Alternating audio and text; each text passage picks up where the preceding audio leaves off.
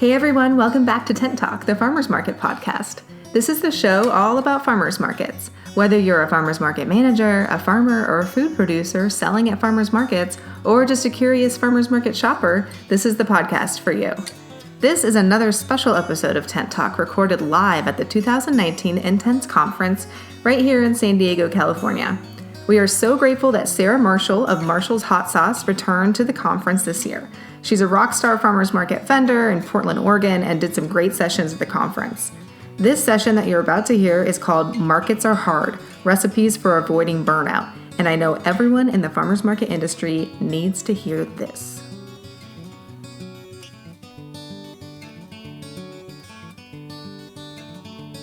Okay, folks, we're going into our last session of the day. Wow, am I like so mic'd? Did I have this mic and this mic?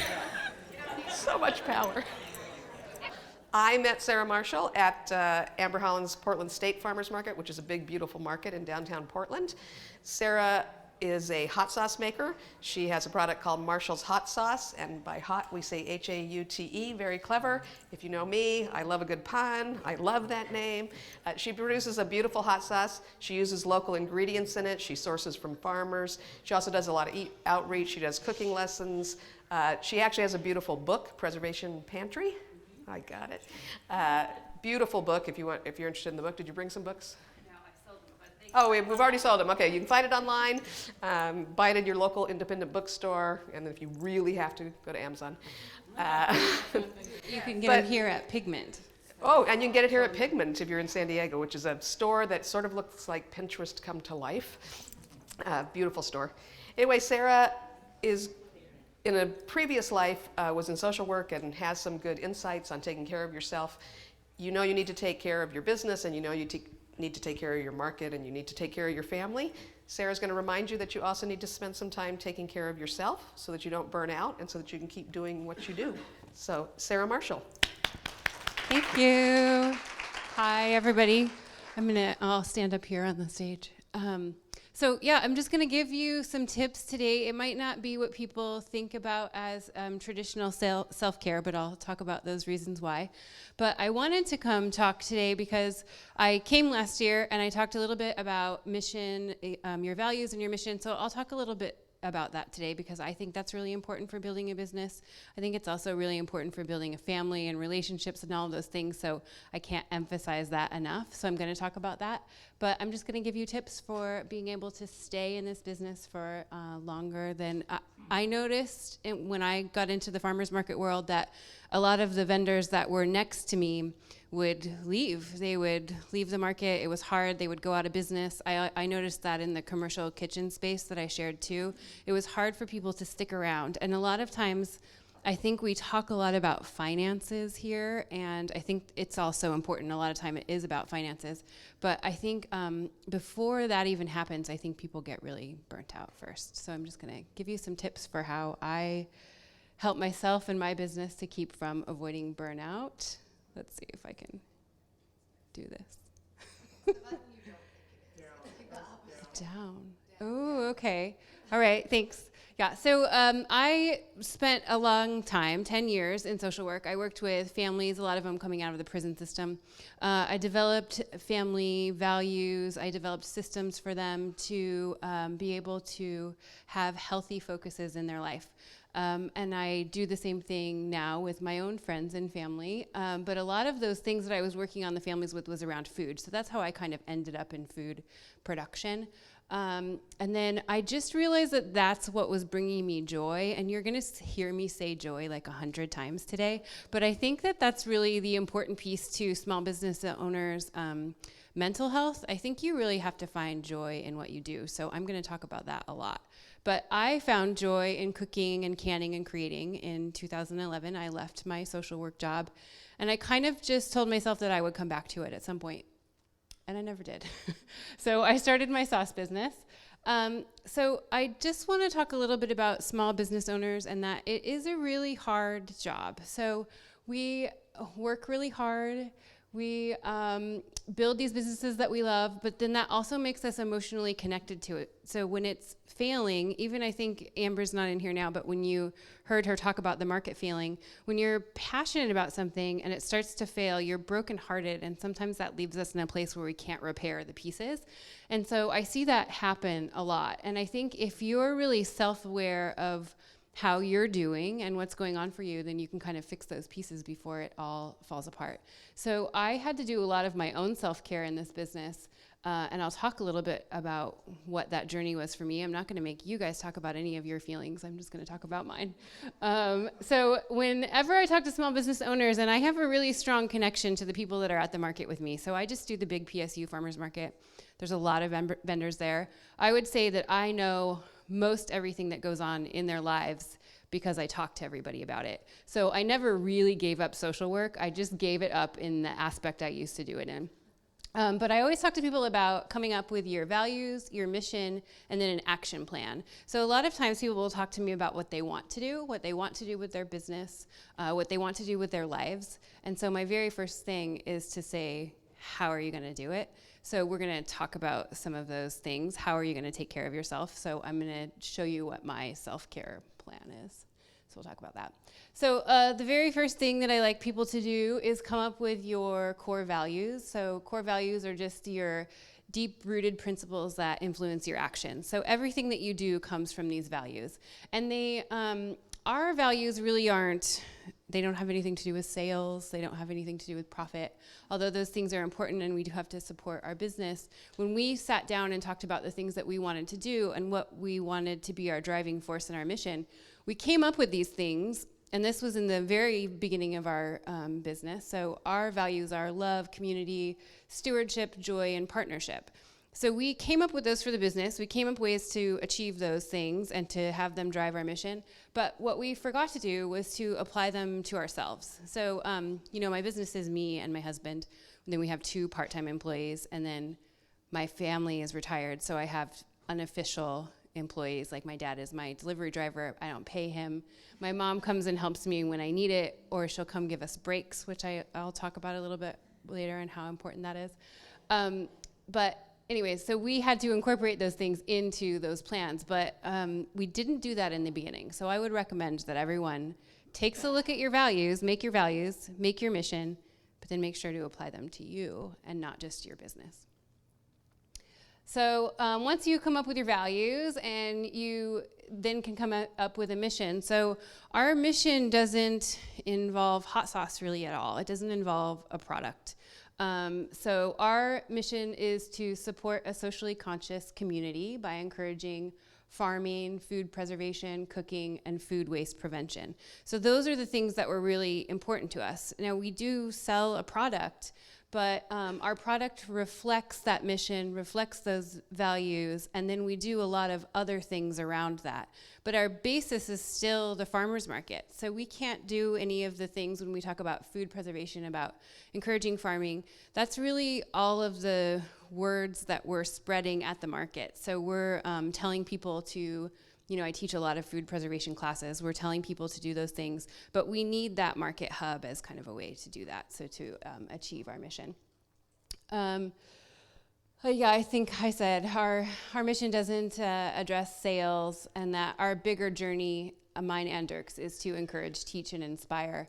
So once you have your own values and mission in place, you've really set your foundation, and then you can develop your action plan. And remember, today the action plan isn't going to be about your business. The action plan I'm going to talk about is about my self-care and the people that work for me and with me. So self-care is the practice of taking an active role in protecting your own well-being and happiness. When you're a small business owner, you're the only person that can do this. So when you have a job, when I worked my social work job, I had a boss. I had rules and laws that would make me do things like take a break, like eat lunch, like not work too many hours. When you start working for yourself, you don't do that. And I didn't never do it. And I worked all the time. Then when I moved my business into my home, we have a commercial kitchen that's the bottom floor of our house. I really didn't ever stop working. I would do recipe development at 1 a.m. If anybody, Amber will probably know, and even Justine, if anybody knows me, like my emails come in from midnight to 2 o'clock. That's when I get my best work done. I stay up really late. So it works for me. I also get up really early because I have a 5-year-old that gets up at 5:30 or 6. So my sleep time was very minimal. So I had to come up with a plan to help myself because I was stressed. I was working all of the time. And I forgot to take care of my own needs. I was just taking care of everyone else's. So I had to build some things into my business that was very important because I really wasn't making myself a priority, and I needed to. So I'm going to tell you about how I built some of those things into my daily market life. So in the end, if you do these things, it leads to a stronger sense of self, a stronger family, and a stronger business. So if you keep neglecting yourself, kind of the opposite happens. So when you're talking about self-care, it's really about our basic needs. And our basic physical needs are pretty easy to check off, but they're also the very first thing that we don't do. So our physical needs are food, water, exercise, sleep. If you've been a market vendor for a while, is there anybody that forgets to do these things? Anybody forget? Anybody not? I can't tell you how many markets. Our farmers market is really great because people come around and will give you a bathroom break because a lot of times we'd be the only person working. But as soon as I was doing things that weren't farmers markets, like craft shows, cooking demonstrations, all these kinds of restaurant world work, nobody asks you to take a break or asks if you need help or asks if you need to go to the bathroom or asks if you need to go get food. And so you just work consistently, sometimes for like 10 hours without doing any of those things. So I had to build some of those things in outside of the market. And then the trickier one is the mental health needs. So having emotional support, relationship stability, and stress management. And I'll give you my tips for looking at those things, which is a little bit harder for people to do. So those are the things that we need to put into our self-care plan, those physical needs and those mental health needs. But then this, just knowing what a self-care plan is that then the important part is that those self-care needs become actions that are for your own health. They're built in to meet those physical and mental health needs, but you're the only one that can do it. So you have to be able to do it on your own. You have to be able to check in with yourself and make sure that you're taking care of yourself. And I did the things that I was noticing my employees doing, and most of the time, my employees were doing the same thing that I was doing. So they were mirroring my market day. So if I was training them, and I would be like, you just work the market booth, you come in, you do these things. If you find somebody to give you a break, great. I wasn't being a very good role model for my employees. I wasn't telling them to take care of themselves at all. I was just like, this is hard work, and you do it, and then you go home and you take a nap. And that was like my only really training. So I had to really develop these things over the years to make everybody not do the same things I was doing. So the first thing is to create a healthy routine. So just remembering that you're your most important asset. You have to really figure out how to take care of yourself and what that looks like. In order for your market day to run smoothly, you have to create a goal-focused routine that makes sure to build in those physical and mental health needs. And then you're really taking care of yourself, and it becomes your regular practice. So I'm going to show you some forms that we developed in the beginning. We don't really use them all the time anymore for ourselves. Like if Dirk and I are using the market, we'll just talk about it before. But we had to kind of put it in place to know that we needed to think about those things before we went out for our market day. And the routine helps you to be prepared. It reminds you of your goals. It addresses your fundamental needs. And it also creates motivation and excitement. So we never wanted to build in things that we didn't want to do. Since we are, our own business owners, we don't really have to do things that we don't want to do. So we weren't going to be like, you have to greet every customer and sell an additional product. Dirk and I met in retail when we were 20, and so we used to have these like weird sales goals. And when we started the business, we were like, we never want to have a Monday meeting. We never want to do things that make us uncomfortable in a way that makes our customers uncomfortable. So we didn't want to do any of that, but we wanted to still be motivated and excited about what we were doing. So we built in a couple of things to our daily routine. So when we're talking about our basic physical needs, these are my ideas for what to do. So we found that we were not taking care of our basic physical needs right away. So we were surrounded by all this beautiful food at the market, and we wouldn't eat all day. We would come to the market, we'd set up, we'd get our coffee, and then we wouldn't take a lunch break, we wouldn't bring food, we would talk to people about food all day, we would talk to people about cooking all day. I would have pictures of recipes that people would make, and I would be like, yeah, it's great, you should make it, it's so good, we made it at home. But we wouldn't bring any of that to the market. We never brought snacks. We didn't come up with a plan. And that was a problem. We needed to do that. And we probably did that for a few years. I would say 3 years. But then once we had a child and I was nursing, it became important to have food. There was no way I could get through a day without it. And so then we started building those things into our routine. We would make a plan for how am I going to eat? How am I going to take a break? How am I going to go to the bathroom? Because it wasn't an option anymore to not do that. But I did that for years. And so I think if, as you're starting your business, if you could build those things in now, then you won't struggle with those things like I did. And in the end, your cognitive performance increases when you meet your basic physical needs. So if you go a whole market day without eating, you're not really going to be making good decisions for your business. So you really need to take care of those things. So if we can get the combination of food, water, sleep, and exercise into our bodies and our lives, we're going to make better decisions and we're going to be happier. So sometimes when I talk to people about self-care, they think I'm going to tell you to either I'm going to go kind of the hippie route and be like, do a lot of deep breathing and meditating and things like that. But I'm not really going to tell you that. And then, or there's kind of in our culture right now, this idea of self-care being very self-indulgent. So binge watching TV shows and eating whatever kind of food we like or shopping or things like that. When I did social work, what we thought was self-care was going out drinking after our long shifts and talking about how crazy everybody was. But none of those things are really self-care. They're self-indulgence. And they can be part of your self-care plan. So I think that taking care of yourself, whatever, I like to call them rewards instead of self-care. So if you do the things that are part of your self-care plan, the things that are releasing stress, the things that are stress management, the things that are meeting your basic physical needs. If you do those things, then I think you can reward yourself, and then it's self-care. But otherwise, it's just kind of, in my thought process, it's just self-indulgence. It doesn't make anything better. It just makes you kind of gratified in that instant.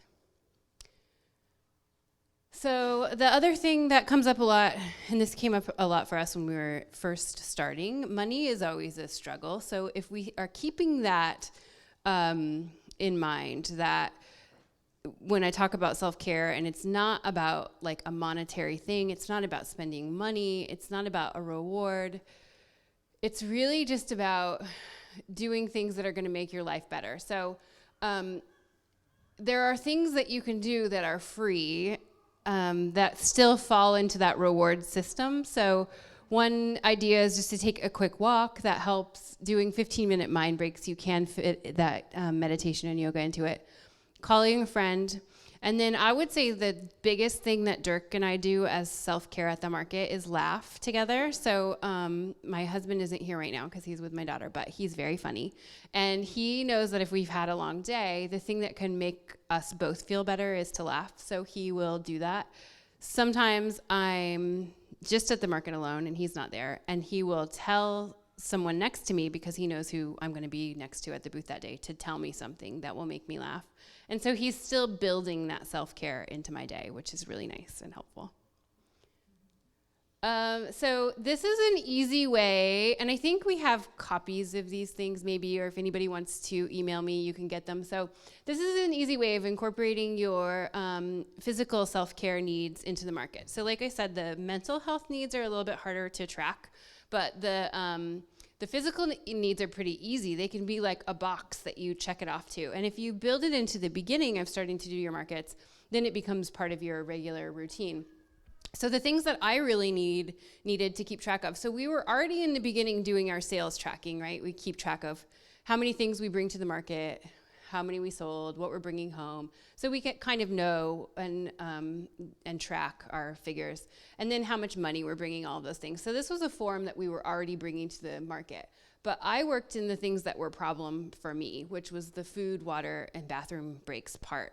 So we just put here, I don't have a little laser pointer, but I'll just point out that, it has like our sales stuff, but then it has in if we have a personal reward. So when I talked about that reward system, so it would be like if we do all these things, if we make sure to take a bathroom break, if we make sure to eat, our reward at the market will be a nap or something like that.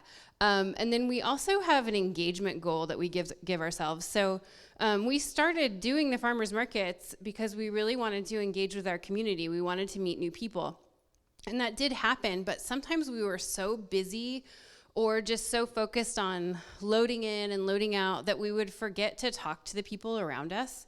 And then sometimes we would have new neighbors, and Dirk and I would get home and be like, we didn't even talk to the person next to us. Did you meet the farmer that we were next to? So we started building it into our plan that we would talk to somebody new at every market. And whether that meant telling a customer our story or meeting a new farmer that grew something that we didn't know about, or seeing if there was a farmer that could grow something for us. And so that kind of brought us more joy and social engagement to the market. So it wasn't necessarily being like, I'm going to go mingle and try to turn this into a business thing. Like, it wasn't like that at all. It was just like, it created kind of this fun challenge for us to do.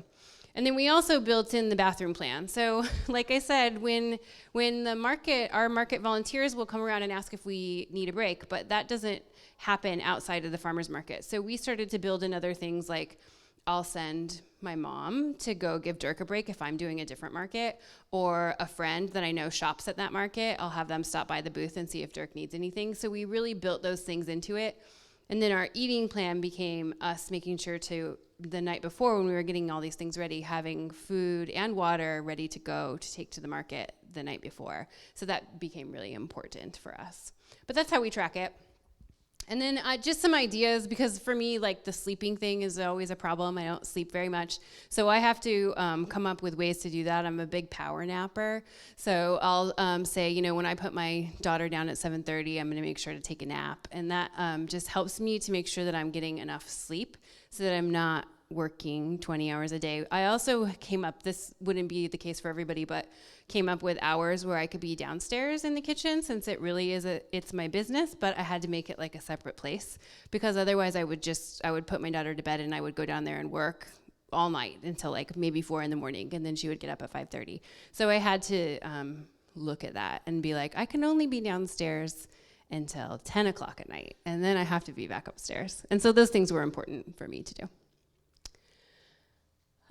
So the mental health needs is where it gets a little trickier. It's where I'm going to talk about more joy. It's not as easy to just check off a box of I met these physical needs today. You have to really do a lot of self-reflection, which we're not very good at, but I encourage you to do it. It's easiest for me to do it with people that I care about, so I talk to Dirk about these things, and then I make a plan, and then I put them in place. You just really have to get to know yourself to be able to do it. But the things that I was looking for was emotional support, relationship stability, and stress management. And I'll give you examples of why I needed to look at those things and how I built them in. So emotional support is a really important one. So it comes from feeling listened to, heard, valuable, all of those important things. We were getting emotional support from the people around us. We were giving it to the people around us, but in certain parts of our business, Dirk and I both felt like we weren't really feeling a lot of joy from making hot sauce. Like, it just wasn't really driving it. And I think it's because we both did social work for so long, and we missed that piece of interacting with people other than just doing a business transaction. So we were really missing that. And so we had to find a way to build it in. So for me, I wasn't stoked on selling sauce at the booth. Like, if it was up to me, I would just give all of my stuff away to everybody. And I do it all the time still. Like, so we had kind of had to come to a point where Dirk was like, you just can't be behind the table, because you're friends with everybody now, and you're just giving them sauce because they're your friend. Not a very good business plan. So I had to not be in charge of taking the money. So if you see us at the market, Dirk has a fanny pack always. He's in charge of charging people, of taking their money, because I was not benefiting our business by being friendly with everyone. And I also just didn't like being in that position. Like, I didn't want to like sell things to people. I wanted to teach them. I wanted them to create.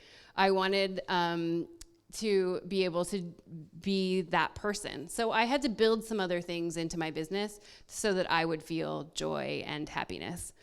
Dirk, however, loves selling things to people. He feels stoked every time he does it. He likes talking to people about what we do. So for myself, we built in classes where I was teaching people, and that became part of our business, and that brought me joy. For Dirk's end, he does hot sauce tastings in our house. People come over. He talks about us, what we do, our farmers. It brings him closer to the farmers, and then he really feels connected to them. And so he built that piece in, and then we both felt emotionally supportive in the business. But we kind of took on a little bit different roles. So just real quick, I'm going to show you this video, maybe. So it's going to get really hot and vinegary in here. I hope you're into that kind of party. I am Sarah Marshall. Today I am leading a canning class. It's purple basil brined cherry tomatoes. Take your jar out, put your produce in, fill it with brine, tap the air out. It's my one superhuman power.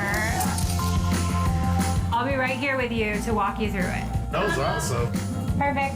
My favorite part of canning is when the jars seal. It makes this little clicky sound, and it makes you know that everything is done right and you did everything safely, and you can just say, hooray. So that's what I was missing from just doing my daughter's here, hi. That's what I was missing from the market stand, is that I really wanted to be able to spread the word of canning. It's what brought me joy, it's what made me happy. But I still needed the farmer's market to be able to do that. So I find all of my class people that come to my classes at the farmer's market. So I meet them, I talk to them about passionately about canning. I get them excited about that. I tell them to buy the carrots from, well, I won't, not Rick anymore, but it would be Rick, and then come learn how to can them with me, and I get super into it. So that's where, my joy came from that I needed. This is Rick. Amber was talking about farmers that are retiring. So this year, really, a lot of my farmers that I sourced from retired. Luckily, I've been able to find other farmers. But one thing I like to talk about is relationship support. So the people at the market really became our family. When you're a small business owner, you isolate yourself a lot, and people don't really talk about that all the time. But the thing that I noticed is that the farmers a lot of times were isolated as well. So when we went out to Rick's farm, we were the only people that had ever come to visit him. Nobody had gone to see where he farmed. There's tons of restaurants that source from him. There's tons of other market vendors that source from him. But he was so excited to have us. This is us walking these hoop houses, and those hoop houses are where he grew all of our peppers. And we would walk in, and it would be a whole hoop house full of peppers. Well, once we did it one time and realized that he was so excited to have us, and we were so excited, then we would go out regularly and go visit him. And then we started doing that with all of our farmers, and it really brought us a lot of relationship support and connection to the farming community. So I recommend that you do that. We also noticed for relationship support, because you're working weekends and our busiest time is holidays. In the beginning of our business, we were missing out on everything. We couldn't go to birthday parties. We couldn't go to anniversary parties. We couldn't celebrate Christmas with our family. So we had to figure out a way to do that. So we worked that into our life. My daughter's sneaking on up here. She wants to be on the stage. So we had to work those things into our plan.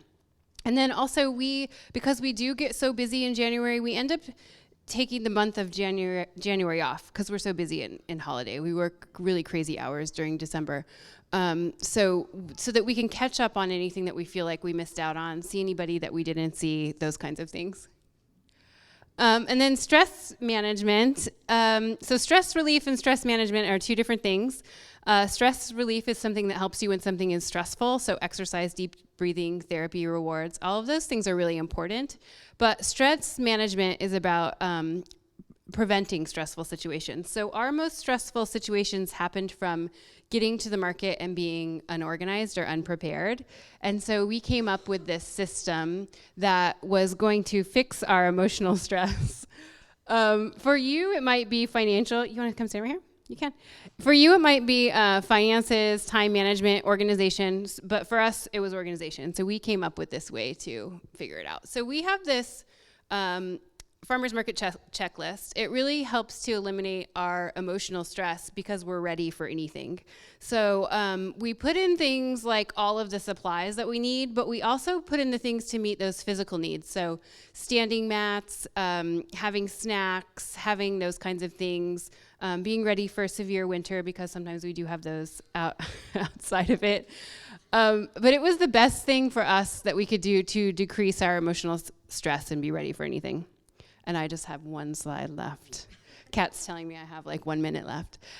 So I just want to remind you that you need to nurture yourself and that you're super important and that your business can't thrive without it.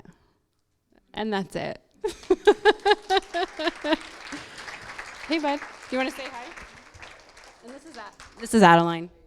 Say hello. You might be the youngest intense speaker. Can you just say hi? Hi. Oh.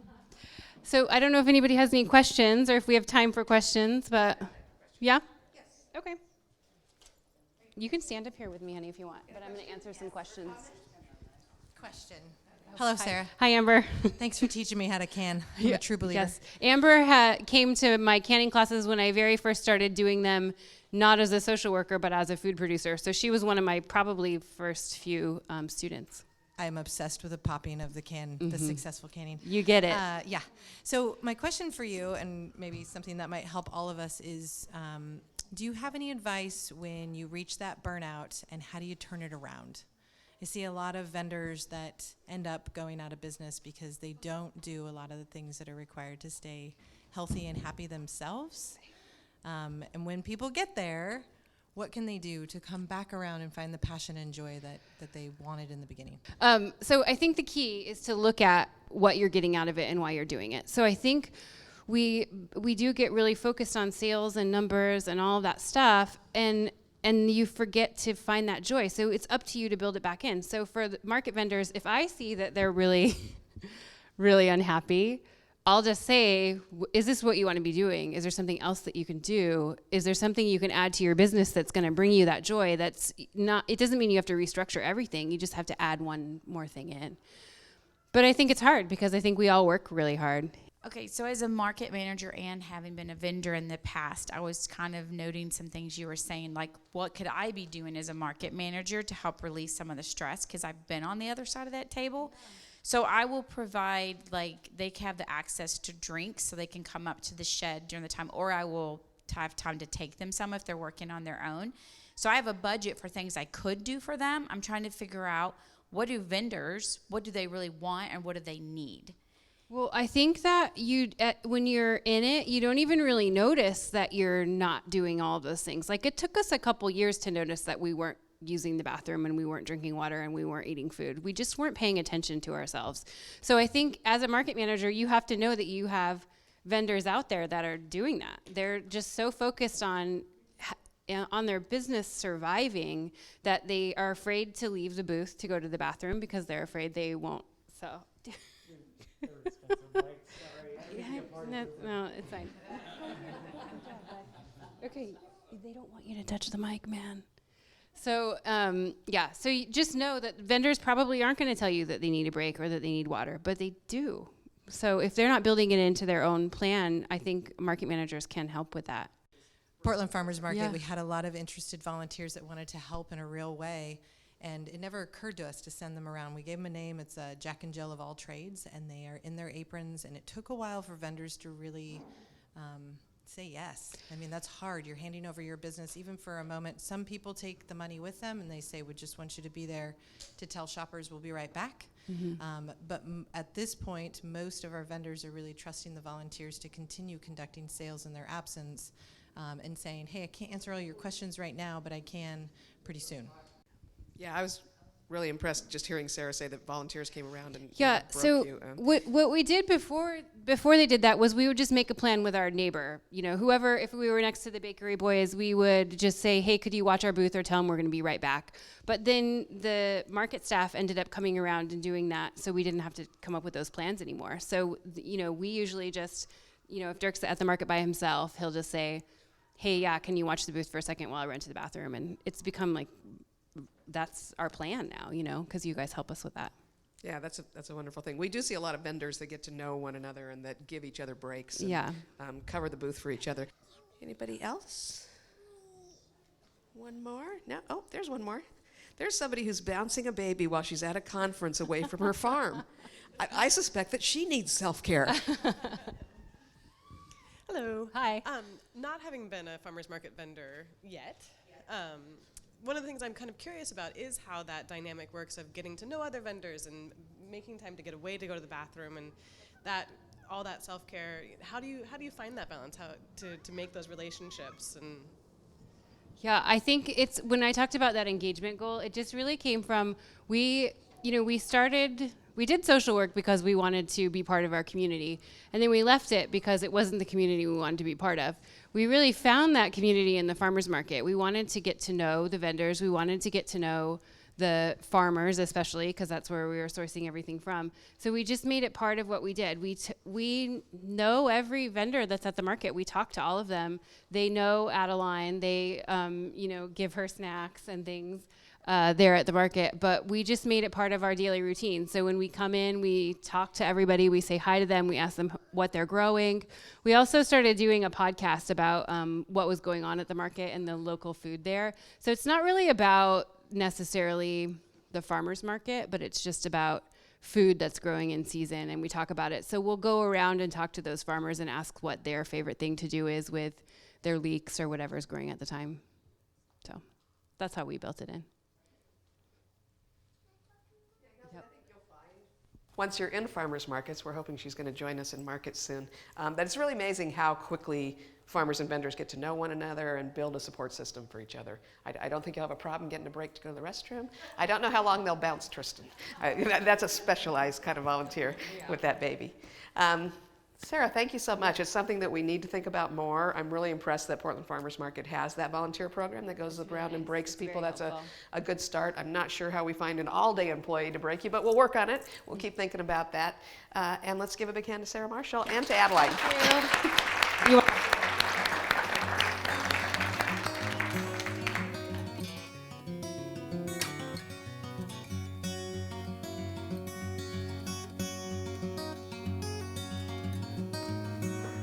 Hey, thanks for listening to another live episode from our Intense Conference. Please leave us a review on iTunes and let us know how you liked today's episode. Be sure to subscribe to our podcast so you don't miss the next one. And if you want more farmers market tips, you can subscribe to our weekly newsletter at intensebusiness.com and follow us on Instagram at intensebusiness. That's INTENTS business. The 2019 Intense Conference was such a hit. Please keep in touch with us via social media and keep an eye out for exciting news about what's next for Intense.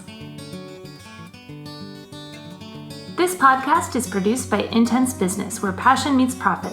Today's episode was recorded and edited by Justine Marzoni Mead. Original music by David Mead. Special thanks to San Diego Markets and the Intense Conference.